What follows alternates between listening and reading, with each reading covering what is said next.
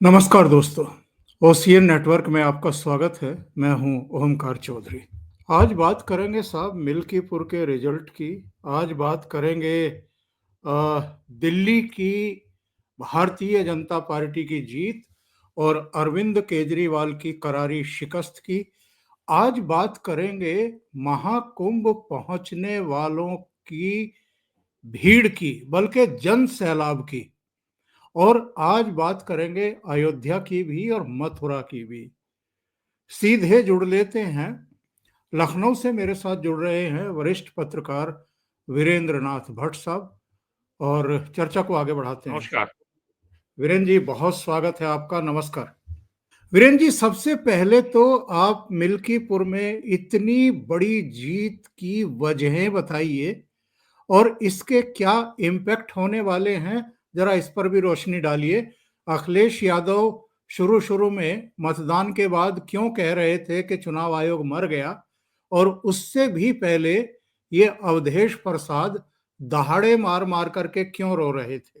देखिए, जून 2024 में जो लोकसभा का चुनाव हुआ था, क्षेत्रीय पार्टियों के संग यही समस्या रहती है कि ये किसी भी छोटी के भी पॉलिटिकल घटना को ये ओवर रीड कर लेते हैं। समाजवादी पार्टी की निश्चित तौर पर 37 सीटें आई थी, 80 सीटें उत्तर प्रदेश में हैं और ये निश्चित तौर पर बहुत बड़ी घटना थी और बल्कि मैं कहूँगा ये अप्रत्याशित घटना थी। लेकिन उन्होंने ये अर्थ निकाल लिया समाजवादी पार्टी ने कि भारतीय जनता पार्टी का तो यहाँ से सुपड़ा साफ हो गया। अब भारतीय जनता पार्टी की यूपी की राजनीति से अब विदाई हो गई है और अब केवल जातिवादी राजनीति का झंडा फहराएगा। और उन्होंने यहाँ वो इतना आगे चले गए कि वो उन्होंने फैजाबाद लोकसभा सीट जो अयोध्या जिले में आती है, उनके सांसद को बोल दिया ये अयोध्या के राजा हैं। ये और भगवान राम किसी जाति के राजा नहीं हैं। भगवान राम किसी जाति के आराध्य देव नहीं है, किसी जाति के भगवान नहीं है।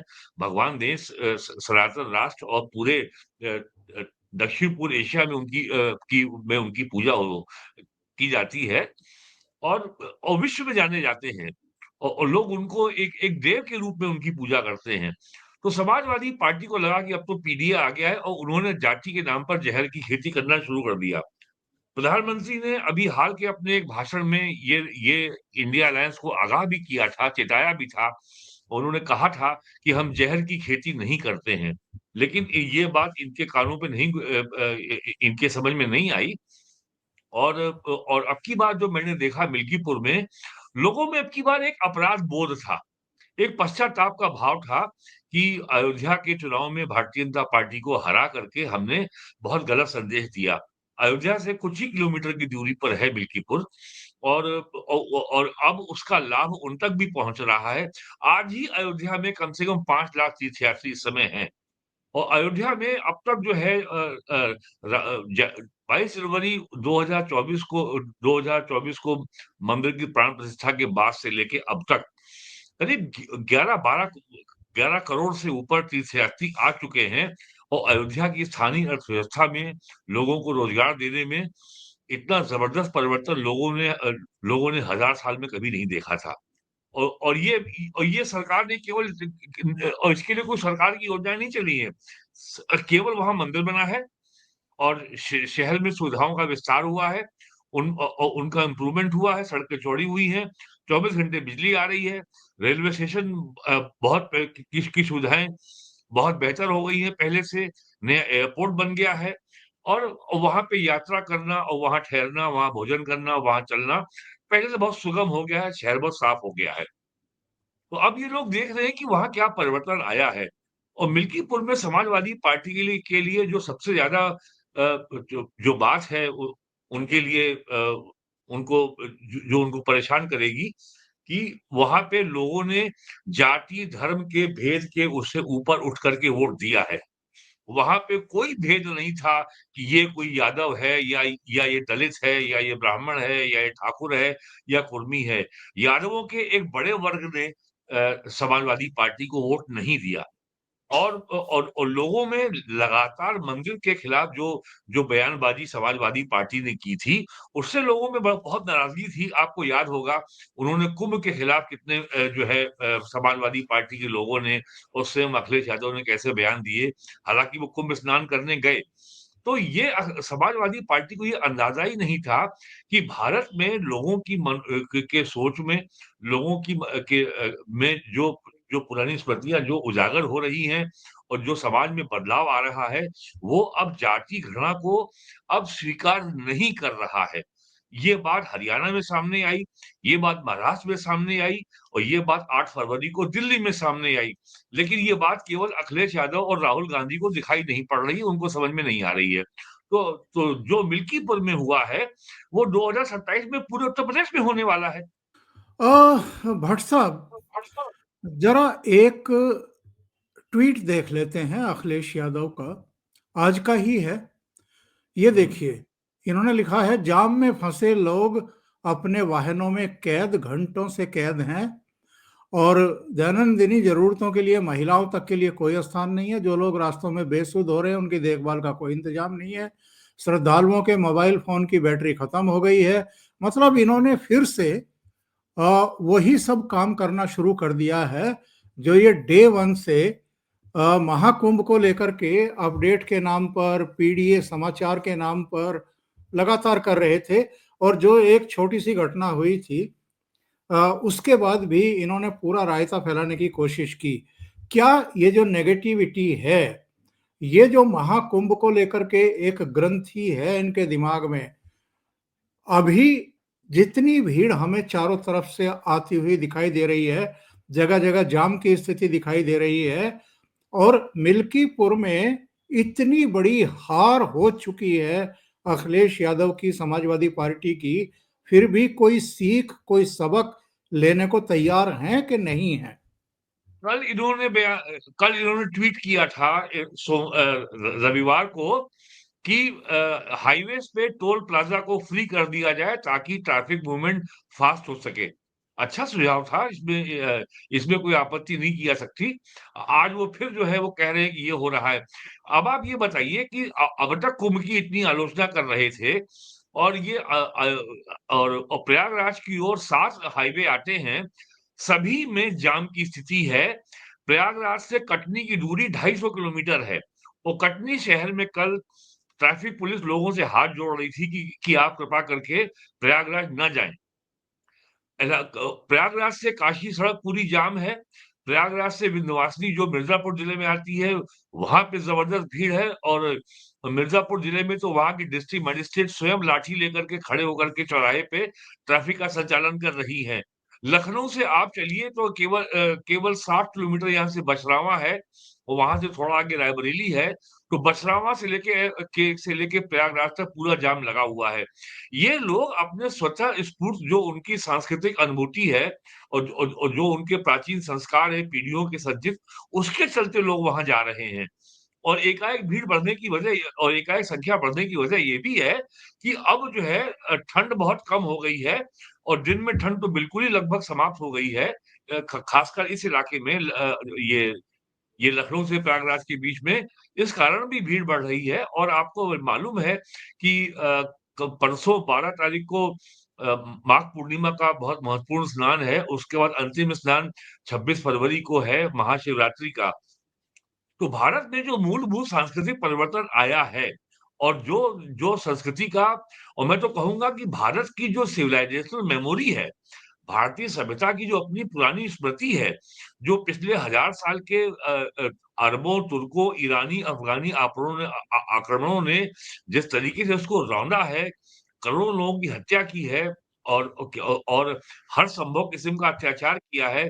उसके बाद में अंग्रेज़ों ने भारतीय संस्कृति को नष्ट करने में कोई कसर नहीं छोड़ी। आज़ादी के बाद यही काम कांग्रेस ने प्रारंभ कर दिया, नेहरू ने किया, कम्युनिस्टों ने किया और राहुल गांधी का इंडिया अलायंस आज भी यही काम कर रहा है। लेकिन बताइए इस सब के बावजूद भारत में स्वतः स्फूर्त जो कल्चरल इम्पल्स है, वो कितना स्ट्रॉन्ग है कि करोड़ों लोग आ रहे हैं।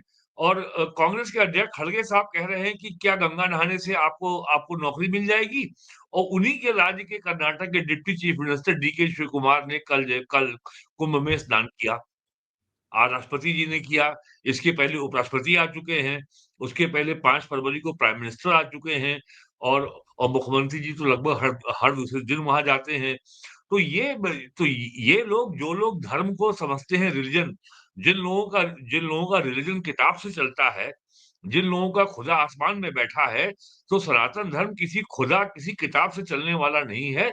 हमारा हमारा तो हर दिन उत्सव है। हमारे धर्म में, संस्कृति में ये वो चीज़ है जो इस धरती से उपजी है। हम यहाँ पे पेड़-पौधे, नदी-नाले और पीपल हो, बेल हो, बरगद हो, तुलसी हो, हम सबकी पूजा करते हैं और इनकी मेडिसिनल प्रॉपर्टीज़ भी हैं। लेकिन कुछ लोगों का कल्चर आसमान से उतरा है, हमारा कल्चर आसमान से तो उतरा नहीं है। हमारा कोई भी ऐसा हमारे देव इस धरती पे थे, भगवान राम इस धरती पर थे, भगवान कृष्ण इस धरती पे थे, अब तो इसके वैज्ञानिक और आर्कियोलॉजिकल प्रमाण भी आ गए हैं सामने। तो जिन लोगों को धर्म और रिलिजन और धर्म और मज़हब एक लगता है, उनको ये सोचना चाहिए और समाजवादी पार्टी को ये सोचना चाहिए कि सनातन धर्म को, हिंदुओं को जाति में बाँट करके और एक हिस्सा मुसलमानों का लेकर के आपकी राजनीति जो है बहुत सफल हो जाएगी। अब वो युग बीत चुका है। कि वो जो जब जब 90 में मंडल लागू हुआ था तो ये बोलते थे कि भाइयों अब मंडल लागू हो गया है। ये बात मुलायम सिंह यादव कहते थे, मंडल लागू हो गया है अब डीएम, सीएम, पीएम तीनों अपने होंगे। अरे अपने होंगे पूरा समाज अपना है। कोई गैर नहीं है यहाँ पे और इनकी सबसे बड़ी समस्या जो इनको चिंता खाई जा रही है कि भारतीय जनता पार्टी और उसके पहले जनसंघ को हमेशा कांग्रेस ने, बाद में समाजवादियों ने एंटी मुस्लिम के रूप में पेंट किया है। 11वां साल जो है मोदी जी का है, 8 साल पूरे हो रहे हैं योगी जी के और जिस तरीके से इंक्लूसिव समावेशी सबको साथ लेके चलने की राजनीति जो केंद्र और राज्य सरकार ने की है, सरकार की समस्त योजनाओं का लाभ सबको पहुँचाया है और उसके बाद जिस तरीके से बीजेपी ने हरियाणा, महाराष्ट्र और दिल्ली का विधानसभा चुनाव जीता है, तो इससे इनको लग रहा है कि हमारा जो बीजेपी के खिलाफ और राहुल गांधी तो हर मौके पे कहते हैं कि बीजेपी घृणा फैलाती है, बीजेपी नफ़रत फैलाती है, लेकिन लोगों को समझ में नहीं आता कि भई बीजेपी कहाँ फैलाती है नफ़रत। तो इनका जो एजेंडा था बीजेपी के खिलाफ, अपने मैदान को बचाए रखने का, अपनी ज़मीन को बचाए रखने का, वो खिसक रहा है। अभी नवंबर में कुंदरकी विधानसभा का चुनाव हुआ, वहाँ पे राजपूत मुसलमानों ने बीजेपी के राजपूत कैंडिडेट को वोट दिया, जो कि हिंदू था। और बड़ी संख्या में वोट दिया और बड़े उत्साह के साथ वोट दिया और वहाँ के राजपूत मुसलमानों ने कहा कि समाजवादी पार्टी यहाँ हमेशा तुर्क को टिकट देती है, हम तुर्क मुसलमान को वोट नहीं देंगे। तो ये भी अपने आप में एक नया सामाजिक परिवर्तन है, जो समाजवादी पार्टी के लिए बहुत ज़्यादा घातक है और अगर मुसलमान भी जो है जातियों में बँट जाएँगे और मुसलमानों को हम ये मसाला और ये पुड़िया नहीं बेच पाएँगे कि बीजेपी जो है तुमको खा जाएगी और तुम्हारी दुश्मन है, तो फिर तो उनका पॉलिटिकल भविष्य तो एकदम अंधकार में है और ये अपनी देखिए नहीं वीरेंद्र है, जी, मिल्कीपुर के योगी आने का जो संदेश उसको समझें। योगी जी तो 8 साल से हैं, मोदी जी 11 साल से हैं। इससे जी, पहले 6 साल अटल जी भी प्रधानमंत्री रह चुके हैं। ना जी, उस समय अटल जी ने किसी मुसलमान को या अल्पसंख्यक को निगला, ना देश से बाहर फेंका, ना योगी और मोदी ने ऐसा कोई काम किया है। तो ये जो इनका नैरेटिव था, इसकी तो एक तरीके से हवा निकल चुकी। मेरा सवाल ये है कि ये आपका मीरापुर में आरएलडी की जीत यानी भाजपा की ही जीत, जी, कुंदरकी में बीजेपी की जीत, अब मिल्कीपुर में बीजेपी की जीत। 10 में से 8 सीटें उपचुनाव में भारतीय जनता पार्टी का जीतना और समाजवादी पार्टी का हारना, ये क्या शो करता है? नंबर एक, क्या 2027 तय हो चुका है? नंबर दो, क्या अखिलेश यादव जो हिंदू विरोधी मुहिम खुल करके चला रहे हैं, ये बीजेपी विरोधी मुहिम नहीं है, ये महाकुंभ, ये सनातन विरोधी मुहिम है, जो उनकी ट्वीट्स में, उनके बयानों में, उनके कुल आचार विचार में निकल करके आ रही है। इन लोगों की समझ में नहीं आ रहा है क्या कि लोकसभा चुनाव के बाद हिंदू जाग उठा है, एकजुट हो गया है, जिसके परिणाम स्वरूप हरियाणा जीत चुकी है बीजेपी, महाराष्ट्र जीत चुकी है, दिल्ली जीत चुकी है। इनकी समझ में नहीं आ रही हैं ये चीजें। देखिए, संदर्भ के सहित बातों को समझें। 2024 के लोकसभा चुनाव में जो बीजेपी का नारा था, अब की बार 400 पार। भारतीय जनता पार्टी को ये बाद में समझ में आया कि ये चूक हो गई, कि ये नारा जो हमने दिया, अब की बार 400 पार किस लिए चाहिए। और उस समय जो जो फैजाबाद से बीजेपी के लोकसभा उम्मीदवार थे लल्लू सिंह, उन्होंने बयान दे दिया, हम संविधान बदलेंगे। तो उसके बाद जो है इंडिया अलायंस ने ये मुद्दा बना दिया कि ये संविधान को खत्म करेंगे और ये आरक्षण को खत्म करेंगे। उसके बाद मार्च में ही लास्ट ईयर अरविंद केजरीवाल लखनऊ आए और उन्होंने बयान दिया कि बीजेपी लोकसभा चुनाव के बाद योगी आदित्यनाथ को पद से हटा देगी और कोई नया मुख्यमंत्री आएगा। भारतीय जनता पार्टी की ओर से केजरीवाल के इस बयान का खंडन नहीं किया गया या या उससे जो भ्रम पैदा हुआ, उसको दूर करने का प्रयास नहीं किया गया। उसका नुकसान भारतीय जनता पार्टी को ये हुआ कि बड़ी संख्या में जो जो दलित समाज का वोट था और एक बड़ा वर्ग था पिछड़े वर्ग का और ठाकुरों का भी, वो बीजेपी से कट गया। तो वो एक बार एक अनहोनी बीजेपी के खिलाफ हो गई। और it was a one time wonder. Samajwadi party ने और इंडिया अलायंस ने ये मान लिया कि उत्तर प्रदेश की राजनीति में ये एक स्थायी परिवर्तन आ गया है। अब ये परिवर्तन कितना स्थायी था, ये आप इससे समझ लीजिए कि 8 महीने के अंदर जब जब मिल्कीपुर में चुनाव हो रहा है, तो भारतीय जनता पार्टी का जो कैंडिडेट जो पारसी दलित समाज से हैं चंद्रभानु पासवान, उनको टोटल वोट जो पोल हुआ है उसका 60% से ज़्यादा वोट मिला है। और उनकी जो विक्ट्री मार्जिन है, वो 61,000 है। विधानसभा के चुनाव में कभी भी 61,000 विक्ट्री मार्जिन नहीं होती। अब वहाँ ये बात साफ हो रही है कि समाजवादी पार्टी के उम्मीदवार की जमानत बच गई, यही अपने आप में बहुत बड़ी बात है। तो ये समाजवादी पार्टी के लिए बहुत स्पष्ट संदेश है कि आपका जो पीडीए है, ये एक मुगई लाल का हसीन सपना है। पीडीए आपका बिखर चुका है और पीडीए की बुनियाद जो है, पीडीए का जो आधार है, उसमें केवल जातीय घृणा है।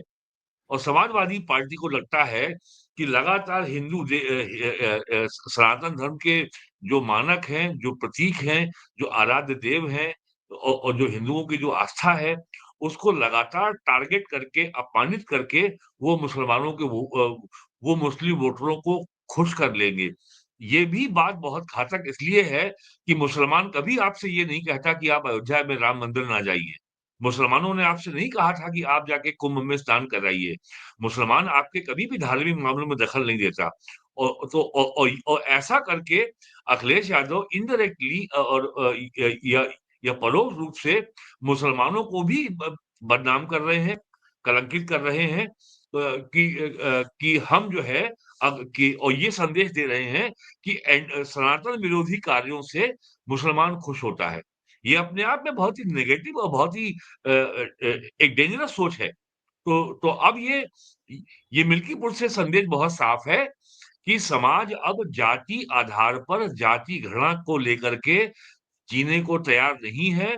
समाज के हर वर्ग को सरकार की विकास योजनाओं का लाभ मिल रहा है और ये लाभ मिलता रहे इसके लिए समाज में और राजनीतिक स्थिरता इसकी पहली शर्त है। और योगी आदित्यनाथ की सरकार ही इस शर्त को पूरा कर सकती है। समाजवादी पार्टी सरकार भले बहुमत में आ जाए, लेकिन वो शर्त को पूरा नहीं कर सकती। ये वीरेन बात जी, अभी संदेश क्या चला। क्या आपको नहीं लगता कि योगी आदित्यनाथ ने और इनके पूरे शासन प्रशासन ने महाकुंभ के सफल आयोजन के लिए उसको एक तरीके से बिल्कुल अत्याधुनिक सुविधाओं से परिपूर्ण करने के लिए न केवल उड़ाने बढ़ाने का अनुरोध केंद्र से किया था और वो उसने मान भी लिया, रेलवे का स्पेशल ट्रेनें चलवा करके भी लोगों को वहां तक पहुंचाने और वहां पर भी जो व्यवस्थाएं की गई, उनको बिना किसी तरह की दुविधा, असुविधा, इन सारी चीजों को ध्यान में रखा गया, साफ सफाई का ध्यान रखा गया, घाटों का विस्तार कर दिया गया। पहले 15 किलोमीटर था, बाद में उसको और बढ़ा दिया गया। जो श्रेय योगी आदित्यनाथ को मिल रहा था और विश्व भर से यहाँ पर श्रद्धालु पहुंचे, करीब 70 देशों के तो राजनयिक ही पहुंचे, जिनकी सैकड़ों की संख्या थी, और बहुत सारे देशों के आस्थावान आए, जिनमें से शायद वो इटली या फ्रांस से थे, जिन्होंने योगी आदित्यनाथ के पास जाकर के कुछ उच्चारण जी, किए जी, थे जी। संस्कृत में। तो ये जो एक प्रसिद्धि मिल रही थी और पूरा विश्व जो है प्रशंसा कर रहा था, पश्चिम का मीडिया भी हैरत जता रहा था कि इतने लोग, मतलब अब तक ही करीब 40 करोड़ के आसपास स्नान कर 44 चुके करोड़, हैं। 44 करोड़। 44 करोड़ स्नान कर चुके।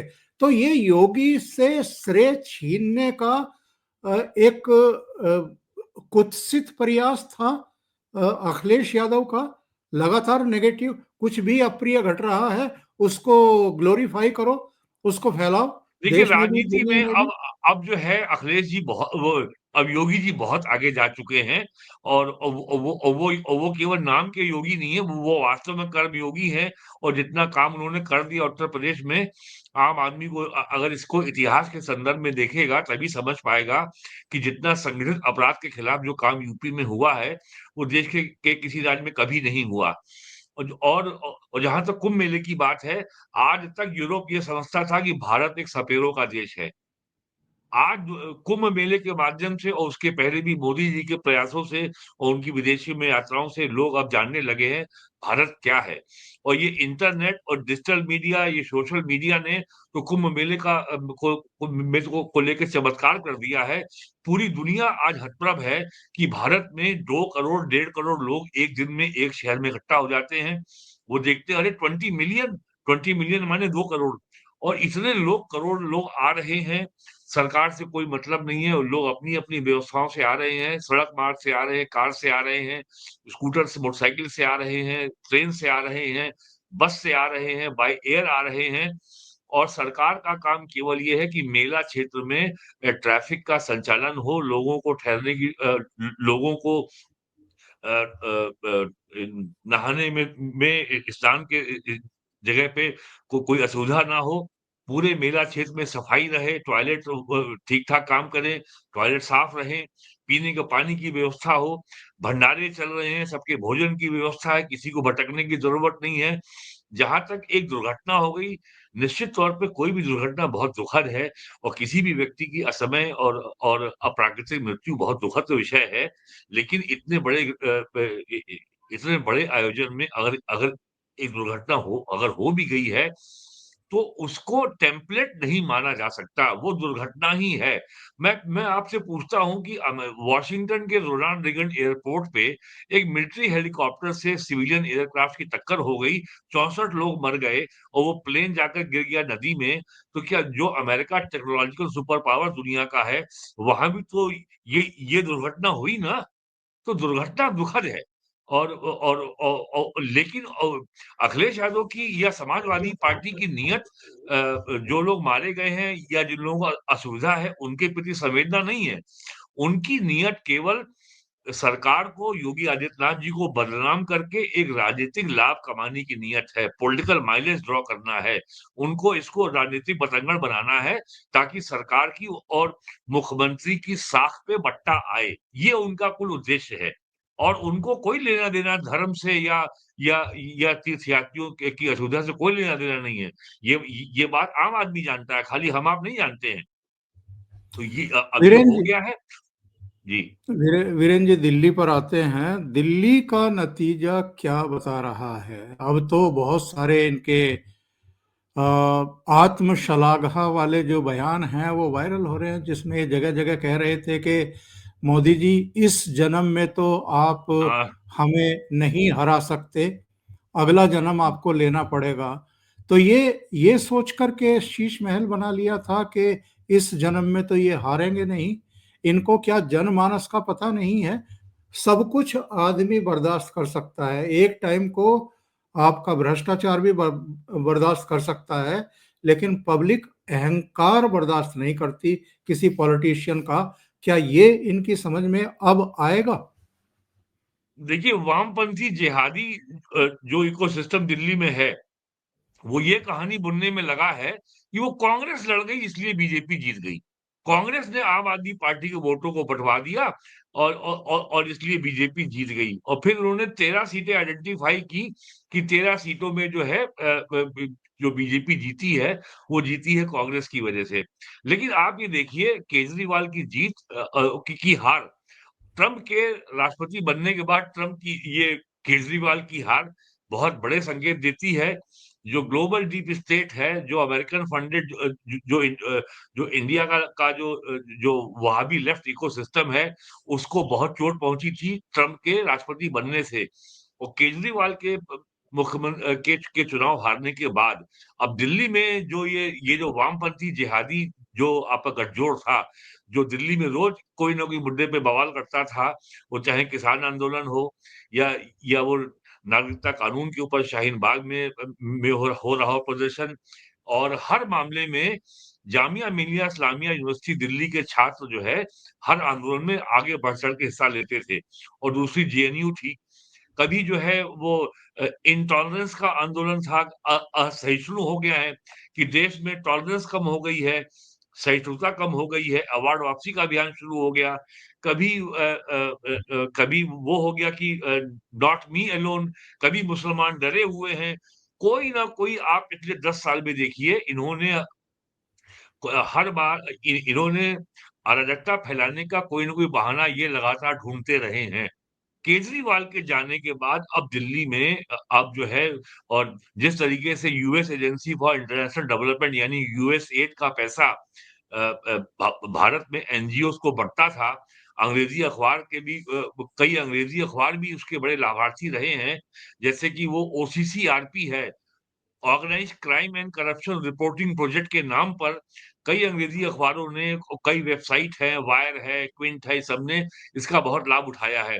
तो ये सारा इकोसिस्टम जो है अब जो है इसको बहुत बहुत गहरा झटका लगा है, धक्का लगा है और अरविंद केजरीवाल के जाने से ये इकोसिस्टम जो है पूरी तरह कोलैप्स हो जाएगा और आप देखिएगा कि बहुत जल्दी आने वाले कुछ ही दिनों में आपको पंजाब से बहुत ज़बरदस्त बहुत गहरी राजनीतिक अस्थिरता की खबरें आएँगी।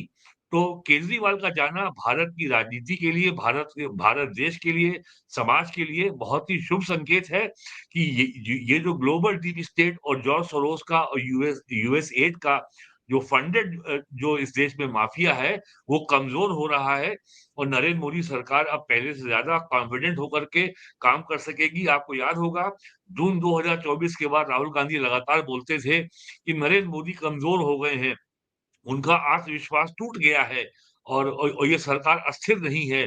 खड़गे बोलते थे सरकार गिर जाएगी। तो हरियाणा, महाराष्ट्र और दिल्ली के चुनाव के बाद अब इंडी अलायंस के लोग नरेंद्र मोदी प्रधानमंत्री और उनकी सरकार के बारे में इस तरह की गैर ज़िम्मेदार टिप्पणी करने की हिम्मत अब नहीं करेंगे।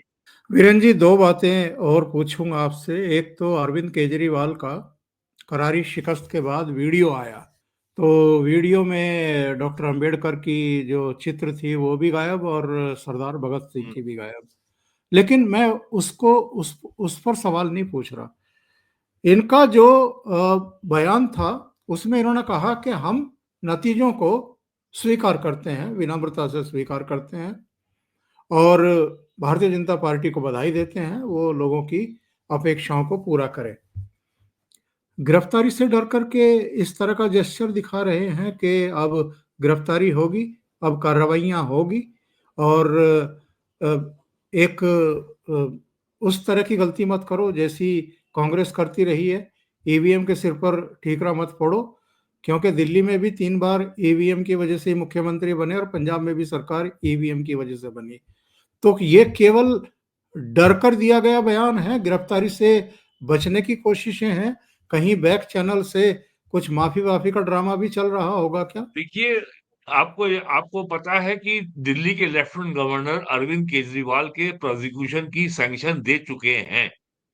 तो जब प्रोसिक्यूशन की सैंक्शन जा चुकी है लेफ्टिनेंट गवर्नर की ओर से और सीबीआई उसे कंसर्न कोर्ट में फाइल कर चुकी है, तो अब ये बचने का और माफ़ी माँगने का तो समय जा चुका है। अब उनके सामने अब जो स्पेकुलेशन और अटकलबाज़ी हो रही है कि पंजाब में एक एक विधानसभा सीट में उपचुनाव होना बाकी होना है। तो अब वो शायद वहाँ से जाके चुनाव लड़ें और उनका और ये भी स्पेकुलेशन है कि वो पंजाब के मुख्यमंत्री बनना चाहेंगे। हालाँकि ये संभव नहीं है, पंजाब के लोग कभी भी एक बाहरी आदमी को अपना मुख्यमंत्री स्वीकार नहीं करेंगे। केजरीवाल के सामने अब लगभग सारे ऑप्शन समाप्त हो चुके हैं। या तो वो जेल जाएँगे और अगर जेल के बाहर रहेंगे, तो अपने सर्वाइवल के लिए, अपने रिवाइवल के लिए वो संघर्ष करेंगे और इनके पास केवल एंटिक्स है। प्राइम मिनिस्टर ने कहा था ना कि ये धूर्तता और मूर्खता की राजनीति अब नहीं चलेगी मैं और ये आपको बताऊं अराजकता। वीरेन जी, जो जी, जो आप कह रहे हैं ना कि वहां एक उपचुनाव होना है और वहां से एमएलए बनकर के चीफ हाँ, मिनिस्टर बनना चाहेंगे। पहली बात, पंजाब किसी गैर सिख को वही मैंने बर्दाश्त कहा नहीं कि वो करेगा। कभी स्वीकार नहीं करेंगे लोग वहाँ के। नंबर नंबर दो, सुप्रीम कोर्ट ने जो आदेश दे रखे हैं दिल्ली के मुख्यमंत्री हाँ, पद को लेकर हाँ, हाँ, के, वो वहाँ भी लागू कि होंगे।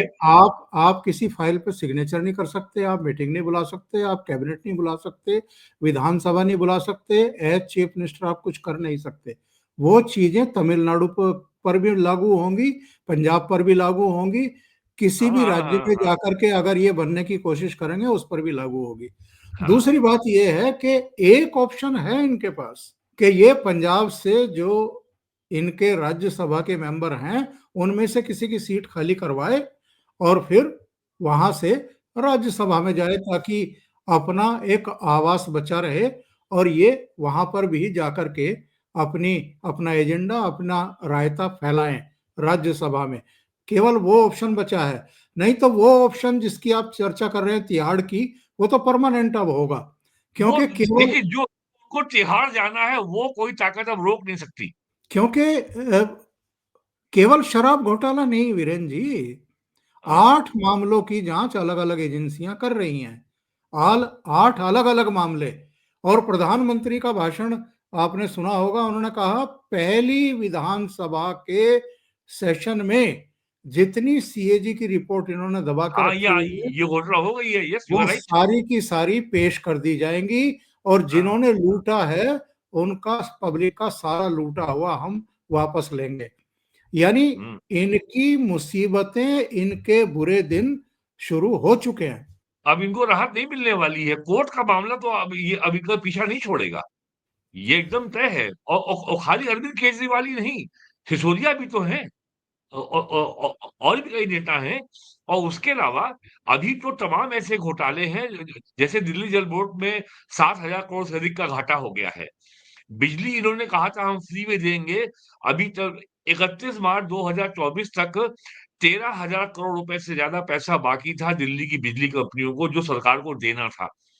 तो अभी बहुत सारे मामले खुल कर के इनके आगे आएँगे जो जो जो जो उनको वो इनको फेस करना होगा, जवाब देना होगा और इनको जो इनका पॉलिटिकल मॉडल था, सबके ऊपर आरोप लगाओ और हर संभव फ्री के वादे कर दो, जनता को उलझा के रखो और जवाबदेही से बचे रहो, सबको गाली बकते रहो और खुद को विक्टिम बताओ।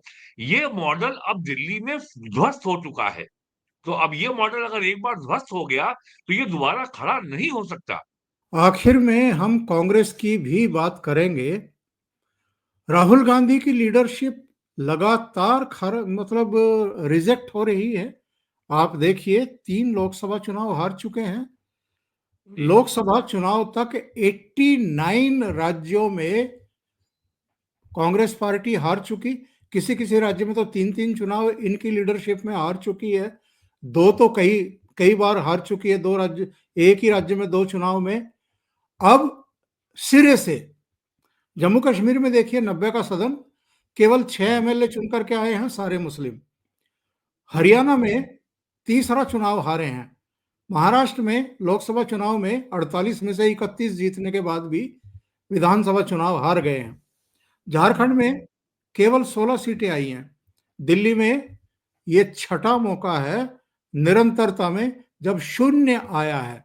2014 में शून्य, 2015 में शून्य, 2019 में शून्य, 2020 में शून्य, फिर 2024 के लोकसभा चुनाव में शून्य और 2025 के विधानसभा चुनाव में शून्य। क्या माने, राहुल गांधी ने कांग्रेस का बेड़ा गर्क कर दिया है पूरी तरीके से? देखिए, प्राइम मिनिस्टर ने बहुत कम शब्दों में इस सारी राजनीति को स्पष्ट कर दिया है। उन्होंने कहा है कि हमारे लिए नेशन फर्स्ट और कांग्रेस के लिए फैमिली फर्स्ट। तो जब तक कांग्रेस फैमिली फर्स्ट के जाल से बाहर नहीं आएगी, तब तक कांग्रेस का कोई भविष्य नहीं है। और प्राइम मिनिस्टर ने ये भी कहा है कि कांग्रेस एक परजीवी पार्टी है। ये क्षेत्रीय पार्टियों की ताकत के बल पर इसने अपनी सीटें बढ़ा ली हैं। ठीक है, सीटें इसकी 55 से बढ़कर 99 हो गई, लेकिन 2029 में क्या होगा? तो कांग्रेस को सही मायने में ये सोचना होगा कि वो वास्तव में राष्ट्रीय कांग्रेस है, वो वास्तव में क्या वही पार्टी है जो दावा करती है कि इसने देश की स्वतंत्रता का आंदोलन लड़ा और देश को आजाद कराया, या राहुल गांधी ने जो इसको अर्बन नक्सल की पार्टी बना दिया है, एनजीओ बना दिया है, जो कहते हैं कि I am fighting Indian nation state. मैं भारत देश से लड़ रहा हूँ।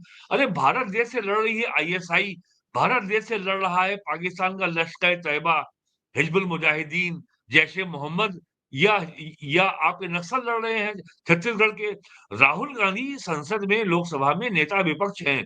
वो पीएफ क्यों लड़ रहे हैं भारत राष्ट्र से भाई? तो उनको पीएफआई ये लड़ तय रही करना थी, कि उसको उनको बैन कर लड़ना दिया किससे गया। है। पीएफआई लड़ रही थी, उसको बैन कर दिया। हाँ, तो राहुल गांधी को ये तय करना है कि उनको उनको बीजेपी से लड़ना है या उनको भारत देश से लड़ना है। जब तक वो ये निर्णय नहीं करेंगे, तब तक कांग्रेस के भविष्य के बारे में कुछ भी कहना जल्दबाजी होगी।